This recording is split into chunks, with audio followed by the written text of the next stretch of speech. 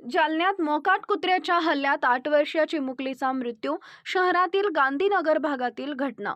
जालन्यात मोकाट कुत्र्यांच्या हल्ल्यात एका 8 वर्षीय चिमुकलीचा दुर्दैवी मृत्यू झाल्याची घटना आज मंगळवारी सकाळी घडली आहे. संध्या प्रभुदास आठवले असं मयत चिमुकलीचं नाव आहे. जालना शहरात विविध भागात मोकाट कुत्र्यांनी दहशत निर्माण केली आहे. या दहशत कुत्र्यांचा बंदोबस्त करण्याची अनेक सामाजिक संघटना मागणी करतात, मात्र महानगरपालिकेनं कायम दुर्लक्ष केलं. त्यांच्या दुर्लक्षामुळे आज चिमुकलीचा जीव गेलाय. संध्या पाटोळे आज सकाळी खेळण्यासाठी अंगणात गेली असता 3 ते 4 कुत्र्यांनी तिच्यावर हल्ला करत पोटाचे आणि मानेचे लचके तोडले. यातच तिचा दुर्दैवी मृत्यू झाला.